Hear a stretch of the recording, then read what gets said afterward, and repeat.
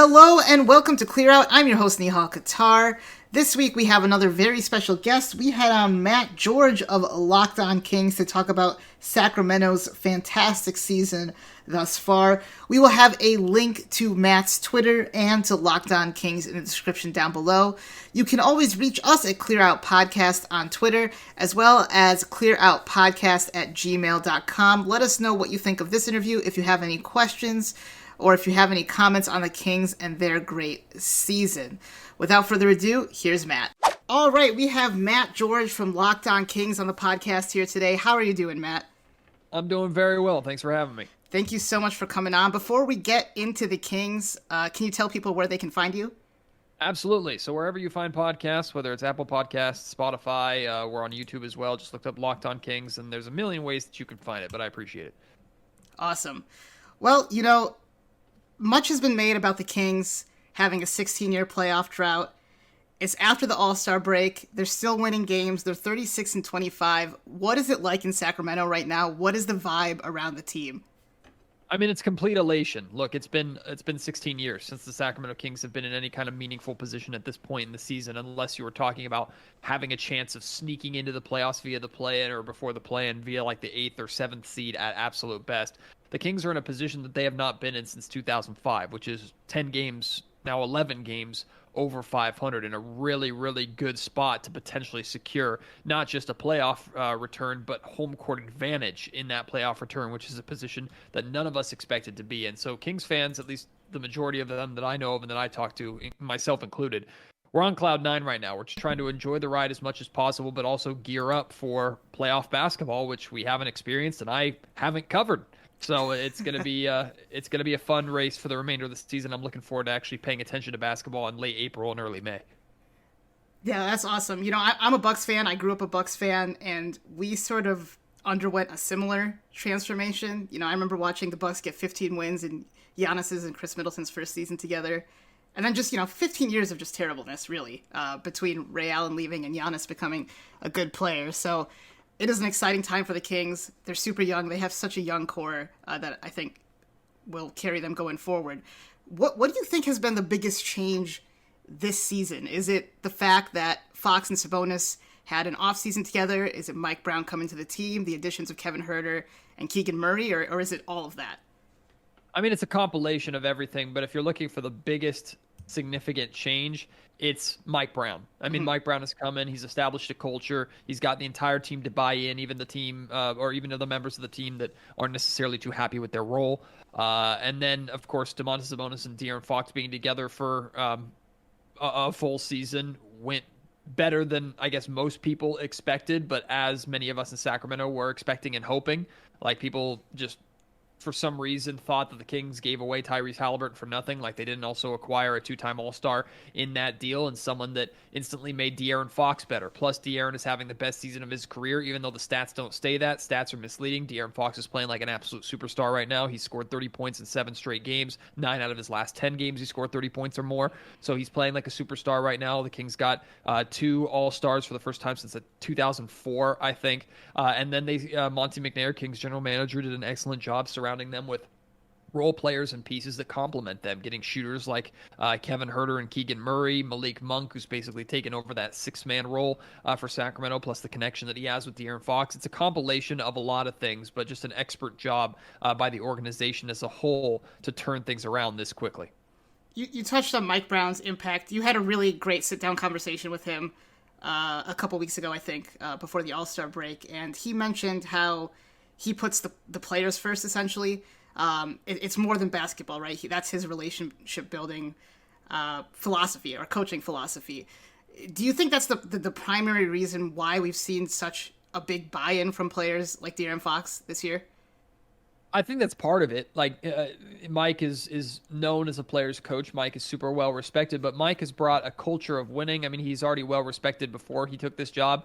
He got everybody to buy in off the fact that this team can be good and will be good if everybody plays their role and gives 110%. In fact, Mike Brown had a contract drawn up that every single member of the team signed. There are 2 copies, one in the practice facility and one in the Kings locker room, that says that everybody will commit to give 110% no matter their role, that they will give their all to this Kings team this year, and the players have lived up to that. He's brought a reputation of being a very solid basketball mind, surrounded himself with a fantastic staff like Jordi Fernandez and Luke Lautz, and just so many different great pieces. Jay Triano, Doug Christie. This staff is extremely well respected, and he's gotten the players to a position where not only are they willing to take criticism from him and be coached by him, they're quickly implementing those changes, which is a lot of credit to the players and their ability to take notes and change things. It won't just be over the course of a week or over a course of a game. We'll see them make adjustments on the fly during a timeout and come out of that timeout and play much better basketball for the remainder of the game. So Mike Brown has completely changed the culture here in Sacramento, and the culture has been losing for so long. He and many others, but especially he and his coaching staff are direct reasons for that culture change. Yeah, and I think a lot of people know about the type of culture Mike Brown brings and the type of person he is. On the court, though, this offense has been the best in the league. It's been incredible to watch. It's super entertaining. It seems like Mike Brown's taken principles from everywhere he's been and put it into this offense. And I think a really underrated aspect of Mike Brown's coaching this year has been his play calling. I think a really great example is that Malik Monk 3 to send the game against the Clippers into overtime that got him that open look. What specifically from the sets they run or from the way the offense moves, what has impressed you the most about that this season? Well, Mike has implemented an offensive system that works to the strengths of his team. Mm-hmm. So everything basically runs through Domantas Sabonis. He's the foundation of what the Kings do. That doesn't make him the best player, but it makes him the most important player. Offensively, and at least until the fourth quarter, Domantas Sabonis is kind of the wheel that makes everything move. Then De'Aaron Fox kind of takes over in the fourth quarter, and De'Aaron Fox has been the most clutch player in the NBA. He's been virtually unstoppable in the fourth quarter, can get wherever he wants on the floor.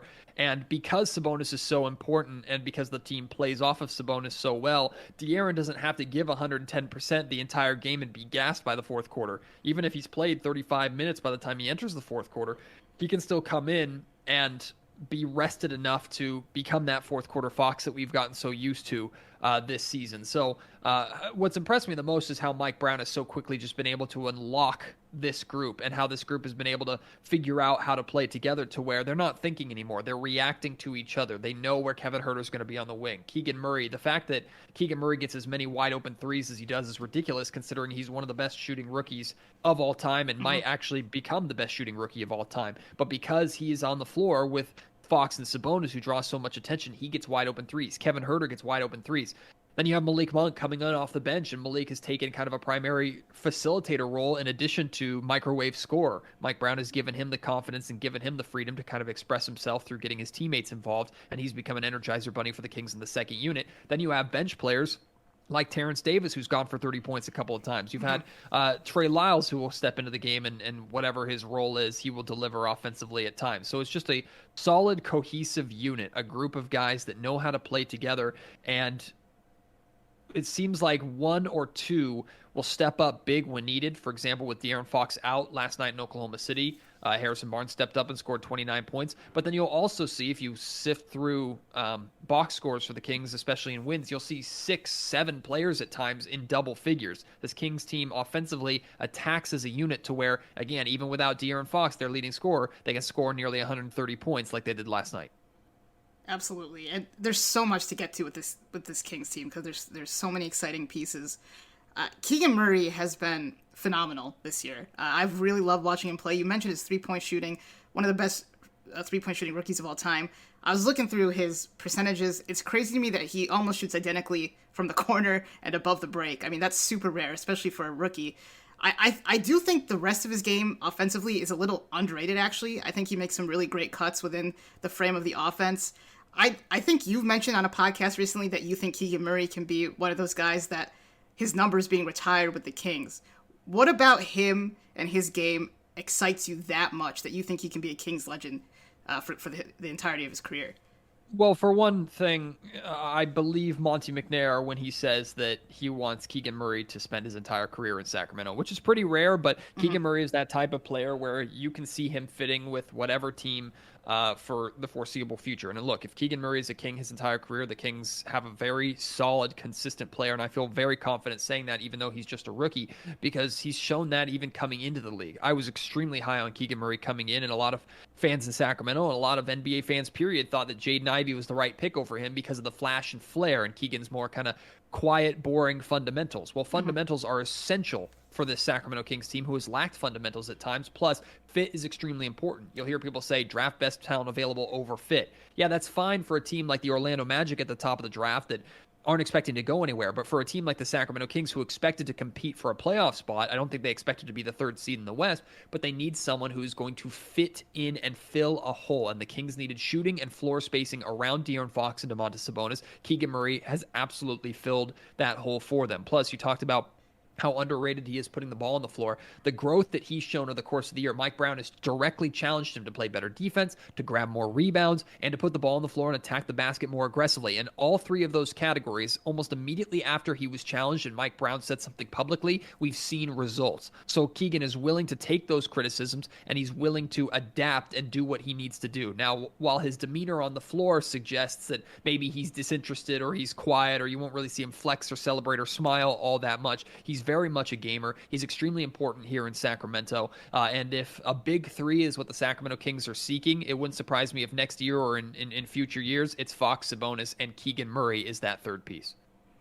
Yeah, and that point about fit that you mentioned is so important, because you have one of the best, probably the second best, if not the best, I guess, playmaking big men in the NBA. I think I would give that to Jokic still. But you have Sabonis, you have De'Aaron Fox, who might be the hardest player to keep in front of you one-on-one in the NBA. And then you basically always have three shooters around him. So that's just been really brilliant team building by the Kings on their part. Despite that, there was not really much activity with the Kings at the trade deadline. No meaningful pieces added to the rotation. We did get a question about the Kings not acquiring rim protection. What are your thoughts about what the Kings did at the deadline, or their lack of, doing things at the deadline? What were your thoughts on that? Well, I was in the minority here in Sacramento with that, because that's what I expected. And on the Locked On Kings podcast for weeks building up to the trade deadline, I shared that from what I had heard and based off my understanding of the roster, the Sacramento Kings were not going to make any kind of big splash moves. Sure, maybe they could have found a backup center or a backup guard or some defensive wing presence, but we don't know what was available to them. And ultimately, Monty McNair made it perfectly clear in his post-trade deadline press conference. He said his number one goal, or one of the main goals, was to protect the core that the Kings have here. And the way I look at it, they have a core six. It's the starting five, and Malik Monk is that sixth. And you could even add 7-8, being like Trey Lyles and Davion Mitchell. So, plus, chemistry is a significant thing. You don't want to disrupt chemistry by trying to make these moves. Monty McNair clearly believes in this roster, and he's being proven right every single day with how this team that lacks experience is one of two teams that has been undefeated since the All-Star break. The other team is the Milwaukee Bucks, who haven't lost in like a month or something like that. Mm-hmm. So you're talking about a championship contender, arguably a championship favorite, and the Sacramento Kings is the only two teams where, when the lights are brightest here, when it matters the most, after the trade deadline after the All-Star break, with so many teams in the West that did improve, that are gunning for the inexperienced Sacramento Kings, the Kings are handling their business. They've won 3 straight on the road. Like I said, 4-0 since the All-Star break, including defeating the Clippers in LA, where the Kings have not lost this season. They're 4-0 in the Crypto.com arena, or whatever it's called down south. Like, this team, as constructed, definitely has holes, definitely has defensive issues. But offensively, they are so good, and chemistry-wise, they have clicked so quickly that Mike Brown or Monty McNair did not want to risk affecting that or breaking that up. And I know some fans wanted the Kings to use a second-round pick or two to go out and get a player, just like other players removed in the second round. Either way, the Kings were not going to get an impactful enough player that was going to make that big of a difference. This core was always going to take this Kings team as far as they're going to go, and they're proving that right now. That makes a lot of sense. You did mention the backup center position. The Kings right now, their weakness is their defense, obviously, right now. They give up 70% at the rim, or a team shoots 70% at the rim against them this season. Does the lack of rim protection concern you going into the playoffs?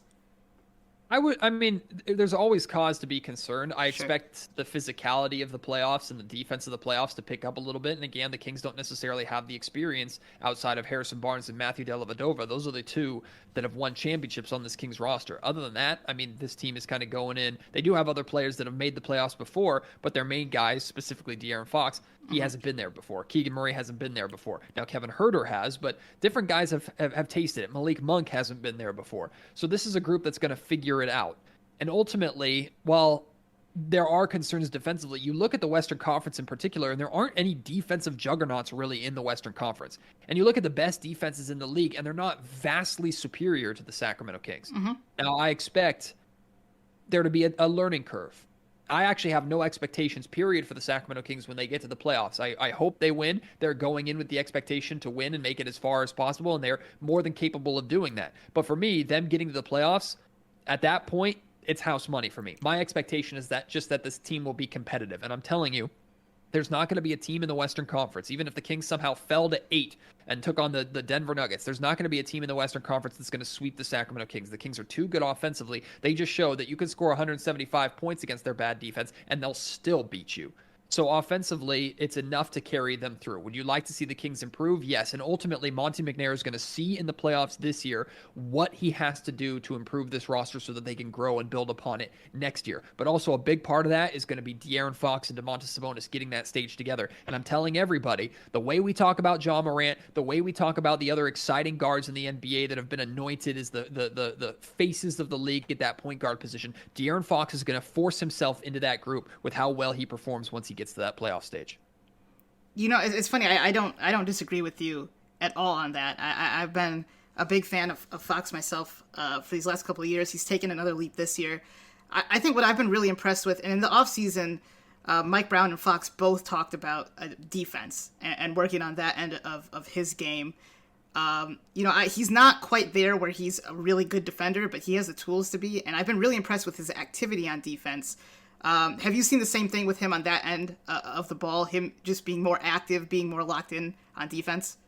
De'Aaron has been phenomenal defensively this year. And again, you look at the numbers and you don't say, wow, that's a really, really good on-ball defender. Except in the fourth quarter, defensively, De'Aaron Fox, just as good as he's been offensively in the fourth quarter, he's been excellent defensively, facing typically the best guards, guarding them, locking them down. We go back to that Clippers game where the Kings won in double overtime. The Kings were down and pretty much out of it 3 different times, including being down by 11 points with 3 minutes remaining in the fourth quarter. De'Aaron Fox started a run by getting a bucket, getting a steal, getting another bucket, and then Keegan Murray got a steal and got a dunk, and that's what led the Kings back in. A really quick run that got them back into it. Of course, ultimately they tied and went to overtime. The Kings were down by 5 points in both overtime periods, were able to overcome that, and a lot of it has to do with how they were playing defensively. And the Kings' defense is not good, right? Like, we know this Kings' defense is not good, but if you look at defensive rating by quarter, the Sacramento Kings actually have a top 10 defensive rating in the fourth quarter out of anybody. So when it matters, they're playing better defense, and a lot of that has to do with De'Aaron Fox. Yeah, and something I noticed while just looking through Cleaning the Glass, and like you said, numbers aren't everything, but they give up 70%. Opponents score 70% of their shots at the rim, but they only give up the 14th most shots at the rim, and they give up a lot of mid-rangers. They force teams into a lot of mid-rangers. How are they able to do that this season? It's that's a great question. I've been trying to figure that out. Like, basically, what destroys the Kings is paint touches. If guards in particular can break down the perimeter defense and get into the paint and force Domantas Sabonis or whatever big to leave their man and either commit a foul or just help, and then there's no help on the weak side defense, that's where Sacramento falls apart.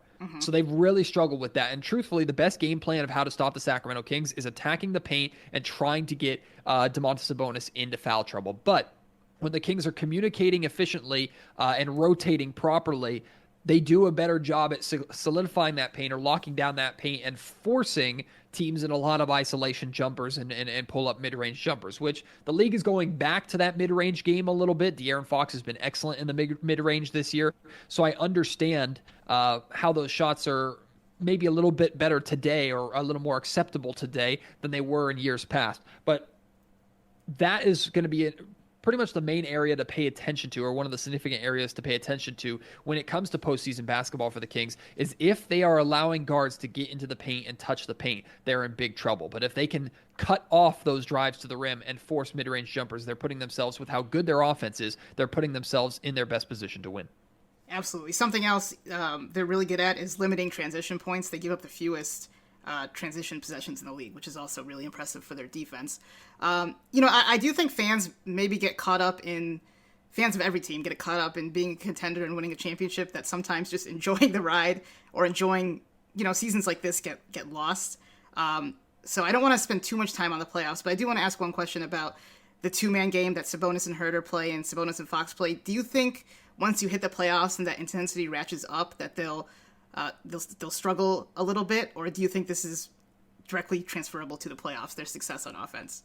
Well, let's put it this way. I think there's always going to be an adjustment in the playoffs that maybe the Kings and we are not necessarily prepared for. We have to see. But Domantas Sabonis can play a two-man game with anybody. Like, multiple Kings teammates, including Kevin Herter, have said he's the easiest player to play with on the planet. Like, he'll find you, play off of him, he'll look for you, he can also score himself.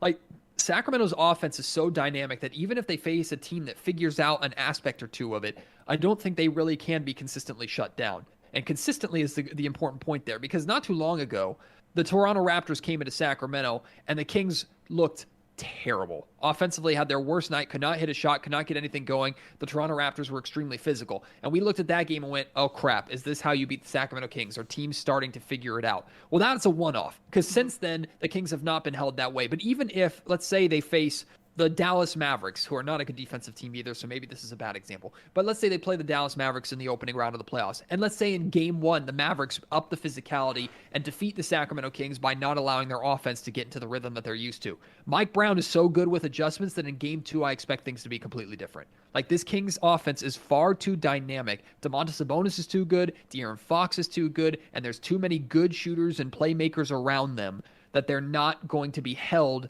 scoreless or held offensively to struggle for 4 straight games in a sweep, or for 4 games out of a 7-game series. I find that very hard to believe. A lot of teams at times are going to have to just try to outscore the Kings and not let it be a close game in the fourth quarter to allow De'Aaron Fox to carry the Kings the rest of the way. What do you think their ceiling is this year? Boy, I mean, going into the season, I thought their ceiling was being a 6 seed, if I'm being completely honest with you. And of course, expectations have changed. Like, I was hoping the Kings would avoid the play-in. Now the expectation is for them to avoid the play-in. We would all be disappointed if the Kings fall into the play-in at this point in time.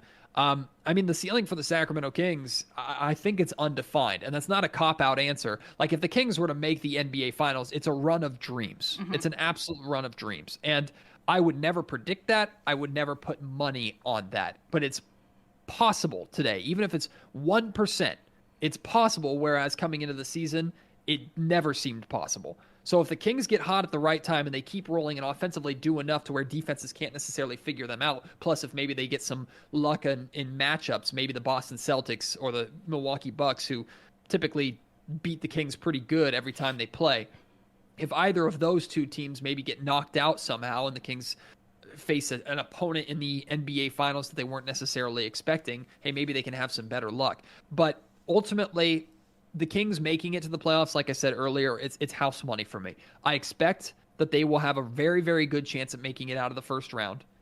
I don't know about the second round. I don't know about the Western Conference Finals. Either way, this Kings team is getting the experience that they need, and they're good enough to beat any team and to hang with any team on any given night. And who knows if that will lead to them catching fire enough and being good enough to make a deeper run than even we're expecting here in Sacramento. Gotcha. So is playoff success, is this season just a success to you no matter what because of the expectations coming into the season? Or for you, is it like they you said they're playing with house money for you, but if they win a playoff series, is that like a true mark of success for them this season, do you think? If they win a playoff series, I mean, that's worthy of throwing a parade in Sacramento. And that's not like, it's a joke, but it's not a joke. Like, genuinely, for a team to go from not being able to make the play-in to the 3rd seed, home court advantage, and winning a playoff series against a team that is going to be more experienced and have probably more quote-unquote star power than they do, unless they get like the Minnesota Timberwolves or something. Like, that's significant for this team. But like, if the Kings fall out of the top four. Let's say they get a top 6 seed and they don't get home court advantage and then they're swept in the opening round of the playoffs. Yeah, absolutely. We would be disappointed because we know this team is better than that. Like we know now that this team is better than that. So disappointment and expectations are two different things. Like the Kings True. getting playoff experience is ultimately what's most important. I don't have any expectations for how deep the Sacramento Kings can go. They do. They expect to win. Their goal is to go all the way, and that's fine. Me and my position, I'm just happy to watch playoff basketball. I'm happy to learn and get some context of what this team looks like in a playoff setting, and then I'll be able to kind of figure out what I think the Sacramento Kings should do next year and what the Kings need to do to build upon it next year. But ultimately, it would not surprise me at all and shouldn't surprise anybody if the Kings win a playoff series. And if they do, I'm telling you, Sacramento will explode. So, we got a listener question from Puvin, who actually works for the Kings. He said to ask you to describe what a home playoff game in Sacramento would be like. And it's funny because you just had released a podcast about this, but we got that question too. So what's it going to be like come the playoffs in Sacramento? I'm telling you, the entire city is going to shut down. And that's not like an overreaction. There are a lot of fans in Sacramento that are now Warriors fans. There are a lot of fans in Sacramento that are Lakers fans. And you know what? As much as I like turn my nose up at them or roll my eyes at them, I don't blame them because the Kings haven't been good in 16 years. But the amount of people that have just approached me and talked to me, friends of mine from high school, family members of mine that haven't cared about the Sacramento Kings since I was a child, asking me going, hey, is this for real? Are they actually going to make it this time? I got to get some tickets. I got to get out there. I got to see this team. Like that's the general vibe in Sacramento is, oh wait, this is different. And of course the fan base is rallying around the beam, just like the team is rallying around the beam. Like we're talking about a city that's going to completely shut down. We're talking about if we know the Kings clinch a 3rd seed, let's say they have a 7:00 tip off in game 1 from 8 a.m. the city's going to be packed. Like downtown Commons outside the arena is going to be packed. That's going to be one of the hottest tickets in the NBA period. And like the atmosphere, we're talking about bringing back Arco Thunder, which was the loudest building in the NBA for years and one of the hardest places to play. We have not heard the Golden One Center get as loud as it possibly could, and I encourage your listeners, go onto YouTube and YouTube Kevin Huerter's game-winning 3 against the Utah Jazz at home this season. Listen to it and listen to the crowd literally break or nearly break the microphones of the television cameras in the arena. And you can see the entire place shaking. That was a sellout crowd in the middle of the regular season. I'm telling you, the Kings can take it, or Kings fans can take it even a step further. Like the entire city's going to go absolutely bonkers. It's been a long time coming. There's going to be a lot of frustration, a lot of anger, a lot of happiness, a lot of like just struggle and suffering of Kings fans over the last 16 years. That's going to be taken out over the course of really game 1, but the entire playoffs, and it's going to be just incredible. That's awesome. One of the most underrated crowds in the league. I think people are starting to finally wake up. Sacramento goes hard. I'm a big soccer fan, so I remember even when Sacramento Republic, which is a USL team, was playing, I think, in the US Open Cup, their fans went crazy. So I can only imagine what it's going to be like in the NBA playoffs. Final question, another listener question from Huzaifa. He asked, where do the Kings stack up against the other young cores in the league? So how excited are you about this core going forward? Well, what excites me the most about this core is how basically everybody is on the same age timeline. Like everybody's in that 24 to 26 range. De'Aaron Fox, Domantas Sabonis, Kevin Huerter, Malik Monk, they're all in that range. Keegan Murray's a little bit younger, of course. Davion Mitchell is actually only a couple of years younger than that. Now, Harrison Barnes is I think he's either 29 or just turned 30 or something like that. So Harrison is one of the older guys on the team. But this core is on the same timeline, which means it's very possible or very feasible to imagine this core sticking together long term and hitting their primes at the same time and playing well together for a long time. Very similar to the core of the late 90s and early 2000s with Bibby and Weber and Peja and Vlade and that entire team. Doug Christie too. So that's what excites me the most about this core. There are definitely younger teams in the NBA that are on the up and up. I actually really like what the Oklahoma City Thunder are doing. I'm very interested to see what happens with Chet Holmgren when he comes back. I'm actually a fan of what the Dallas Mavericks the Orlando Magic are doing too. Like I'm a big fan of Paolo Banchero. I think he's a runaway for the Rookie of the Year, even though Keegan Murray is being asked to do what no other rookie is, which is being a starter on a playoff team, and he's living up to that, which I think should be taken under more consideration than points per game, which is why Paolo is going to run away with it. But I like the Orlando Magic young core. So there are definitely young cores that are younger and maybe more exciting, but their window is not opening yet. Their window is not going to open for a couple years. By the time their window opens, the Sacramento Kings are hoping to be that Denver Nuggets team or the old Warriors team that's at the very top that is teaching those young guns a lesson. Absolutely. To me, the Kings are kind of like the Cavs last year. If they can get one more piece, I think they, for the next few years, can contend even. I'm really excited about them going forward. Before I let you go, is there anything else we didn't get to that you want people to know about the Kings or the Kings experience?